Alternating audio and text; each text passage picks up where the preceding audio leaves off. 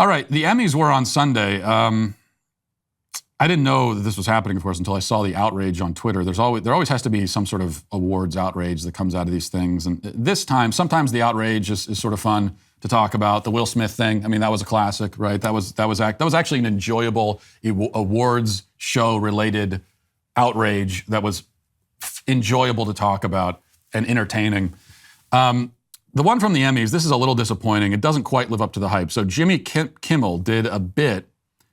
I don't know all the background on this. I don't care. The bit, I guess, is that he was up presenting the award for some category, and he pretended to pass out for some reason on the stage. And then they announced the winner, and it was an actress who was black, and Kimmel kept lying there, still pretending to be passed out, even as she came up to give her acceptance speech. Let's watch a little bit of that moment. Quinta Brunson, Abbott Elementary.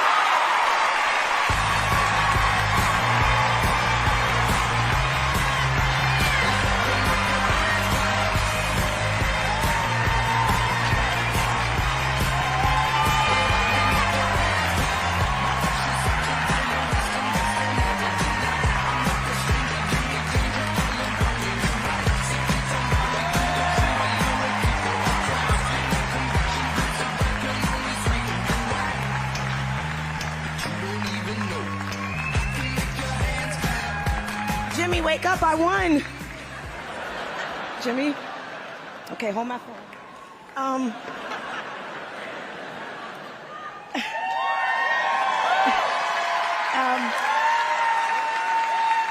My goodness.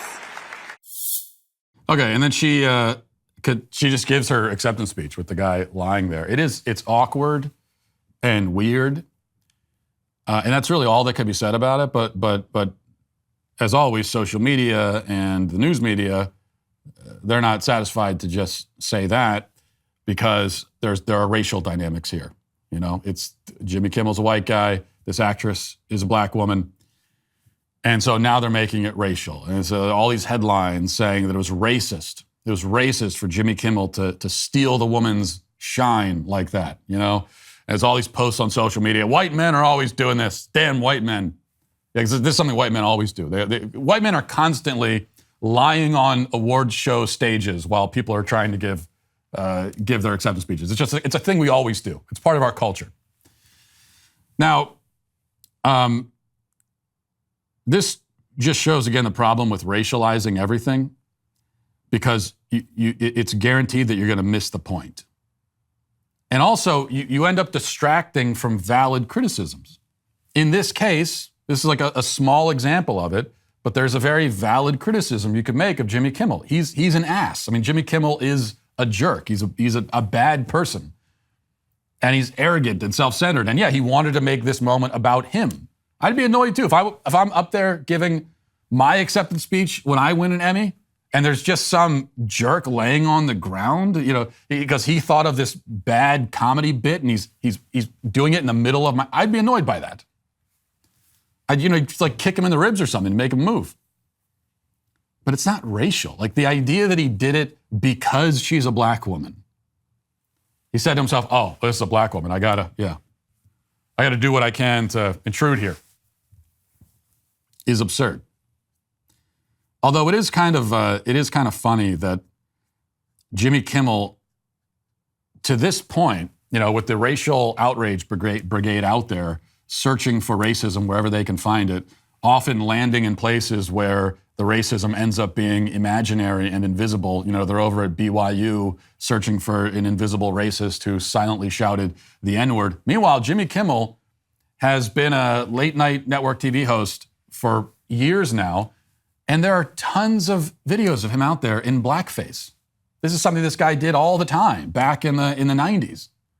He was constantly in blackface. And somehow he has escaped criticism for that. So it'd be kind of funny if this is what brings him down. Like this is the racial controversy that brings him down, where he wasn't even actually being racist.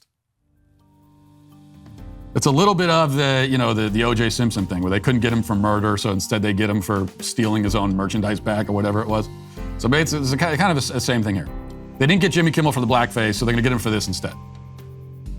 Well, I hope you enjoyed that clip from the Matt Walsh Show. If you did, be sure to subscribe to this YouTube channel and click the notification button to get more content like this. If you want to watch or listen to the full show, head to dailywire.com and subscribe today. You can also listen to my podcast on Spotify, Apple Podcasts, or wherever you get your podcasts.